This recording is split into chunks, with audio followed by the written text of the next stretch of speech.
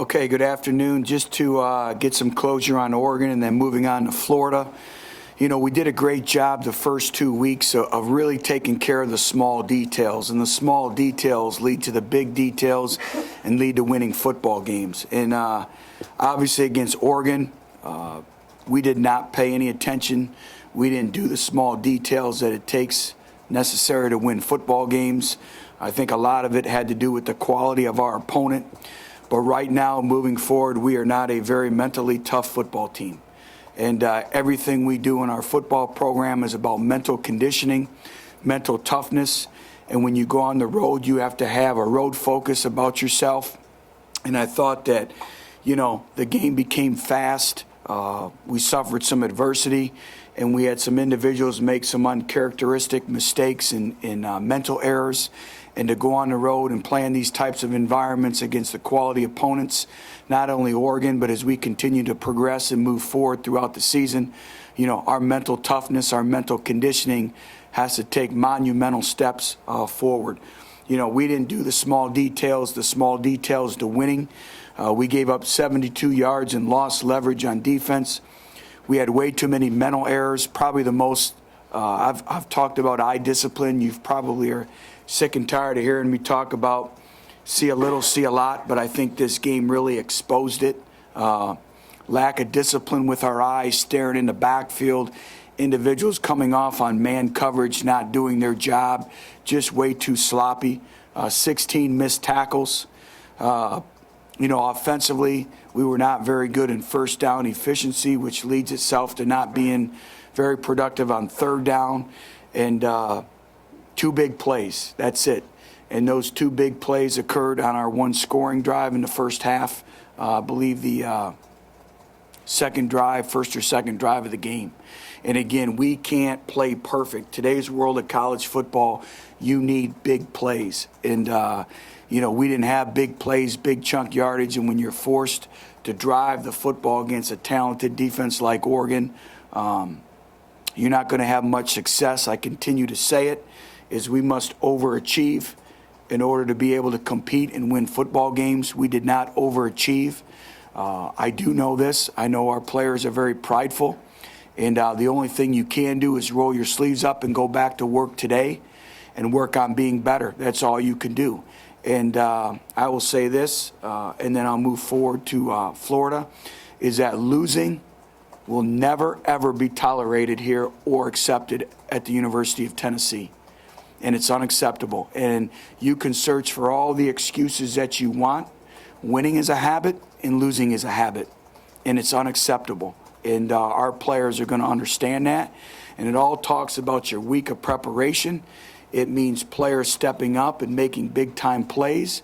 It's preparing our team. That starts with me, preparing our football team to play the best of our God-given abilities.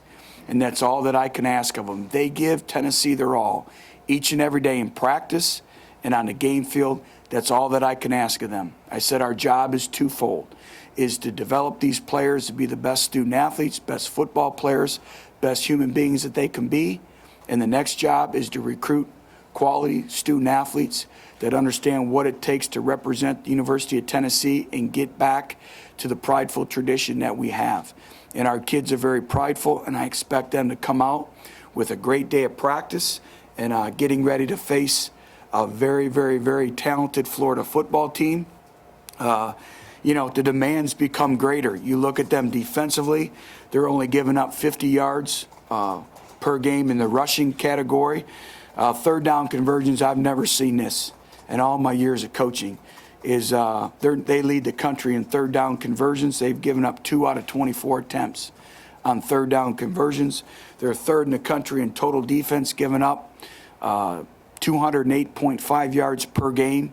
Extremely talented, physical, very active, offensively, playmakers all over the place. You know, another dual threat quarterback who can run, who can pass, a little bit different schematically, but a lot of the same similarities as well in terms of different reads for your linebackers, their eye discipline, play action, unbalanced sets, and getting the ball in the hands of their playmakers. And then you're going into another hostile environment. So this week, our whole mental focus, our mental conditioning. You know, if you said what's the biggest area of improvement, is becoming a much more mentally tough football team, proving that you can go on the road and handle all the distractions that it takes, you know, in your preparation before the game, but also on game day as well. So I will answer any questions that you may have. Butch, you can work on getting physically stronger, you can work on scheming. How do you work on getting mentally tougher? Just continue to demand. And everything in our football program is based off of mental conditioning, mental toughness. I think if you look at our body of work, you know, of every place that we've left, they've been a mentally tough football team. And it's just grinding, you know, and we have to rely on our seniors. And our players understand it. They know. You know, it's the ability to focus and concentrate. You know, you can look at key points of the game. You know, last Saturday, it's 17-7 with 11 minutes to go in the second quarter. And they have a 3rd and 8. And we have an individual who's in man coverage come off and doesn't do his job and turns his assignment free. You know, and those are the things that we as a coaching staff, we have to get corrected. You know, it's our players taking great pride in their performance. You know, I think that's the big thing is pride in our preparation, pride in your performance, pride in our performance, you know, as a coaching staff of preparing this football team. And those are the things that getting back that are non-negotiable, you know, is the standard of excellence that we're going to demand day in and day out, not only on the field, but in the classroom and everything that we do. And it gets back to that thing about being a champion and understanding what it takes to be a champion each and every day, how you prepare yourself in the training room, in the classroom. You know, there's a reason why teams win, and you deserve victory. And I said it is, the ball is shaped a certain way. But when you work harder, when you play with a mentality, that ball bounces in your hands. And I think we've seen a great illustration of that the first 2 games of the year. And we can never forget what got us to that point. We have to be a blue-collar, overachieving football team that plays winning football and does not beat itself. Which was your lack of team speed on defense. How big a factor do you think that was? Big factor. You know, that's one thing that we have to address. And, you know, there's only so many things you can do to make your team faster. But I think, John, some of it was, again, not reading our keys, slow with our eye discipline, you know, staring at the quarterback. And I think sometimes we let the mind tie the feet up. And so, you know, you can have guys that run 4.4, 4.5 on a stopwatch, but they don't play that fast. And a lot of times it's the mental aspect. You know, football is a game of instincts and reactions. And I didn't think that we reacted as quickly as we needed to. And then we have to develop our speed. And then, obviously, recruiting speed is at a premium. We must get faster to compete, you know, in our conference and at a national level. We must get faster. Driscoll's a guy who's coming off a bad performance. They played really, really well here last year. When you look at him on film, what catches your eye about him? Well, I think he's a very, very good quarterback. I think he's in charge of their offense. You know, he made 1 or 2 poor decisions, but, you know, he's going to present many challenges for us. First of all, he can do both. He can run the football. He can throw the football. He has a year of maturity, a year of growth and development in their offensive scheme. You know, so his knowledge base, I think, has improved greatly. He has great confidence, and he has weapons and playmakers around him. And he can hurt you both with his legs and his arm. And we're going to have to play exceptionally well. And we have to do a great job, again, of applying pressure and our aiming points on the quarterback, because they do a great job with false reads. You know, a lot of the you know, reading the zone and the zone keepers and the zone reads, but also different things where the line blocks one way and you know, different things that we do offensively as well. What's the update on Salisbury and Sapp? Yeah. Sapp, we anticipate him being back. He'll be in practice today. Salisbury is still going through some things with the MRI, but right now is that he'll be out 3 to 6 weeks. And I'll know a little bit more later in the day, but he definitely won't play the next couple weeks. What about your reference Florida's quarterback? What about your own quarterback play? Just competition at quarterback and I guess tailback? Well, I think, first of all, it's been challenging at the quarterback position just because we haven't had any big splash plays, you know, and I'd like to see Justin settle in a little bit more and be a little more aggressive. I thought the play that he had on the touchdown pass to Jason Kroom, I thought he stepped back. He was assertive. He set his feet. He demanded command in the pocket, and he was confident, and he threw the ball in there, and he was accurate. We need him to attack more. But just like any position in our program, it's open. And whatever quarterback has the best week of practice will be the starter for Tennessee when we play Florida. And if that means a freshman quarterback, that means a freshman quarterback. We'll have more quarterback run into our package this week.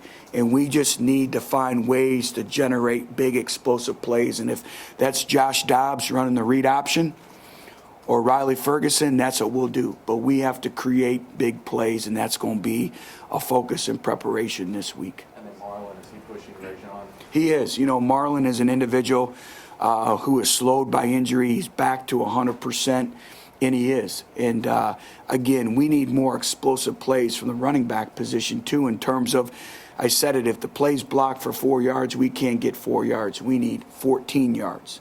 But I do think both Rajon, and Marlon are complementing each other. I think they've both improved greatly. I thought Rajon did a much better job of getting north and south, but we can't turn the football over. That's inexcusable in our program. But they're both working exceptionally hard. I think they both have improved their pass protection skills.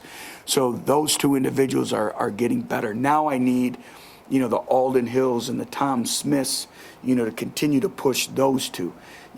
What we need in our football program is competition. Competition is the greatest motivator of all. And I thought Tom Smith did some really good things at the end of the game, and so did Alden Hill. And we're going to start to rely on them more as well. Marquez North, does he need to take another step to Yes. be a reliable playmaker? Yeah, Marquez is going through that transformation of a true freshman. He's extremely talented. When John brought up about team speed, we put him on the clock. He's a 4.40 guy. He can run. He's physical, but he's still learning the little nuances of how to create separation, how to get released from the line of scrimmage. And he's playing against two NFL corners on Saturday that are going to be in his face, pressing him up. And I see him getting better and better, but that's the luxury that we have. We have to play true freshmen, and they have to grow up in a hurry. How much does that impede what the quarterback can do for you guys when you do have so many? Well, it does, and everyone looks to the quarterback, but there was on two instances where we had seam routes wide open, and our slot receivers were off their landmark. And everything is about rhythm, spacing, timing. It's about reception areas, and everyone wants to look for the quarterback, but the receivers paint pictures for the quarterback. I tell them they're route artists, and they have to take pride in the small details. And, Zach is on that each and every day, and we're getting better. So it's really been hard to judge the quarterback just because of all the moving parts and pieces and the different dynamics that we're going through. And then, you lose two slot receivers on Wednesday and Thursday. So we had to simplify. Half of our game plan for Oregon had to be put aside just because of being able to move receivers around just to be functional. And that is what it is. Dig and Jonathan, do you think they'll be back? We do expect them back. Today's a big day to see how far that they've come, but we do anticipate them practicing today. Which were some fourth downs that you considered going for in the first half when Oregon was pulling away? Did you come close to rolling the dice on some of those? You always think everything through, but I don't ever want to put our defense in negative situations, and, we're still in the game at all, and I'm not double down. I play the percentages. Everything is strategically thought out in the game plan. Percentages of where they've been over the last couple years, or where you go for it on the football field. It's fourth. Is it 4th and 1? Is it 4th and 3? Is it 4th and 8? How does it affect your defense? Where is the momentum? So nothing is just roll the dice. Everything is very calculated when we look at that stuff. From your working knowledge of the SEC, I don't know how much video you watched in the off-season, but where do you think Oregon would fit in to this conference? Well, You know, it's really hard. All I know is that Oregon is an extremely talented football team. You know, they have great team speed. They're very well coached. They're masters of what they do. They know what they are. They have their identity, and they do it exceptionally well. You know, obviously moving forward now in the SEC play, you know, you walk in, and after recovering from Oregon, now you have to go on the road and play a rivalry game in Florida, which I already told you statistically, defensively, explosive, can play man coverage, a lot of pressure looks. You know, the other thing that I think the missing piece and where we're at in our program, just to talk Tennessee, is our special teams. You know, when you talked about the speed factor, I thought the speed differential was much different in terms of the areas of special teams. And that's an area that we have to do a much better job, you know, technically, discipline-wise, fundamentally. But, you know, you may see our entire starting defense playing special teams. I mean, it is what it is. You know, we have to put speed on our special teams from here on out. For the quarterback situation, you've said it's an ongoing competition since the start. Is it going to be any different this week in terms of other guys getting more reps in the first game? Yeah, we may open it up and give more repetitions. You know, obviously we have to prepare the guys to play in the game, and so we can't let that. But I just, you know, you have to earn your spot each and every week, and you know, we'll see what the freshmen can handle. But I think Nate Peterman continues to progress along. You know, he's an individual. It's 6 a.m. and he's the first person in the building every single day. And he has a great grasp and knowledge, and I continue to see him getting better. And I think Justin's getting better, but I just think competition is healthy, and, you know, it's going to be a week-to-week process of who can manage the offense the best. What you talked about with Justin, wanting him to be a little bit more aggressive and attacking, where you always talked about not wanting to force things and Right. take care of the ball. Just how difficult is that, you know, for a quarterback that may not be that type of, you know, gunslinger? Well, when I talk about a gunslinger, I'm not talking about a gunslinger. You know, I don't know what your definition of a gunslinger is. Just in terms of him, you know.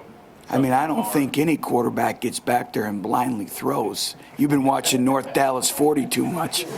But, you know, a disciplined quarterback who trusts his eyes. You know, the great quarterbacks, they have anticipatory skills.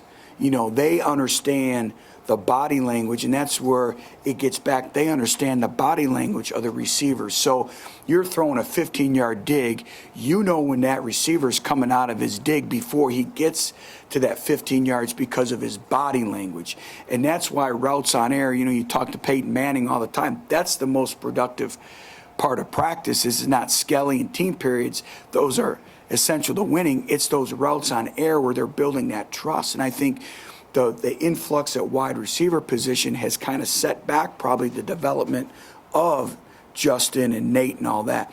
When I talk about more aggressive, I'm talking about going back there and trusting what you see, throwing him open, you know, understanding if the reception point is at 12 yards, that's where that ball's going. I think a number of times what Justin has done is he has waited for the receiver to become open, then he's throwing the football. Anticipatory skills from a quarterback, that's what separates great quarterbacks, you know, and throwing him open. And, you know, you look at the touchdown pass to Jason, he got back, he was aggressive, he trusted what he saw, and he threw him open. And I guess that's more to kind of define, maybe that's on me, define what I'm looking for. That's more what I'm looking for. And what we're looking for as a staff and what we're looking for in our quarterbacks, just that aggressiveness, that kind of that arrogance. You know, every great quarterback has it about themselves. They have that it factor. How much do you feel hamstrung by the fact Justin doesn't look like a running quarterback, or he's not being a running quarterback?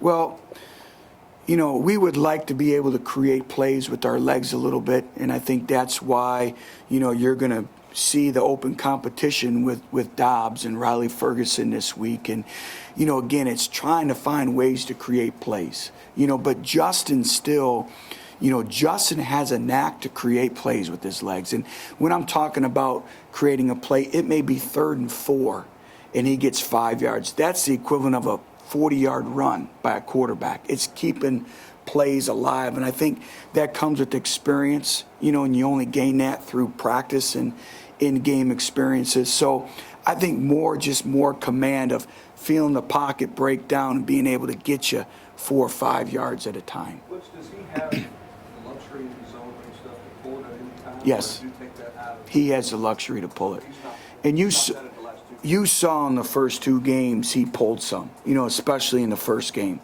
And again, he may not be a home run hitter where he's going to get you 50, 60, but if they can get us 4 yards in our book is an efficient run. 4 + 4 + 4 equals 12 first down. So we're just looking for our quarterbacks just to be efficient enough in the run game. You look at last year with Brandon Kay in our offense, he's a drop back passer, but he was able to create plays with his legs down the stretch to help us win a championship. That's what we're looking for here. We still want a high vision guy who can see it when the protection or breaks down, the pocket collapses, a high vision guy in the scramble drill. But just get us, if it's not there, get us 4 or 5. And on Jordan, what can you do to make it easier for him? Repetitions. How do you give him the ball without it being a perfect route run? Well, I think, first of all, repetitions. Repetition is the mother of all learning, just over and over and over again.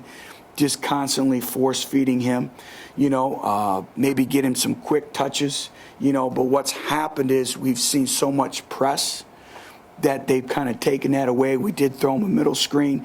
Now the next evolution is once he gets the middle screen, at the collegiate level, you're not going to beat everyone running east and west. Put your foot in the ground and get north and south. And those are all things that freshmen go through. There's a learning curve. Butch, were you disappointed in the play of the offensive line in Oregon, or do you think that they're not getting enough help maybe from the running backs or the passing game? Well, I think first of all, we had 0 negative yards rushing the football. When we talk about when we run the football, we can't have negative yardage football plays in our offense. Would I have liked to have been able to run the ball a little bit more efficiently and effectively? Absolutely. And for us, we have to establish the line of scrimmage. And this week will be a tremendous challenge, with their defensive front. They have a lot of Sunday bodies in their football program and a lot of players that are going to play on Sunday. So it's going to be a great test to us. But again, we have to do a better job with play action, run action, different things of alleviating some of the stress and pressure that we put on our offensive front. And that stems with the quarterback, that stems with the running backs, the tight ends, and the guys on the perimeter. How is Florida's defense different from Oregon's defense? Well, I think, first of all, schematically, they're a little bit different. I think Florida can play 8-9 deep defensively, and there is no, they're as talented as the first group, and that's nothing to take away from Oregon. Oregon is a fine football team. But I think speed and size, the combination of the speed and size, when you think of defenses in the SEC, when you watch Florida on film, they define SEC defenses. In the secondary, you need to going to be some growing pains. How valuable is a game like Saturday for somebody like Cam Sutton, and how much of a teaching tool do you try to turn that into for the young Well, kid? you try to take positives out of the game, and obviously we lost the football game and there wasn't a lot of positives, but when you really look at the film, there were some positives. I say not a lot, but there were some. And I think the experience of just the live game repetitions, the speed of the game, the quality of opponent, the ability to think fast, all those will be valuable lessons, and I think we're going to reap the benefits, as the season progresses, but not just this year, but 2-3 years down the road. We're going to refer back to this game for a number of years, and this game will be a measuring stick for us, especially for our younger players, as we continue to progress and move forward with this football program.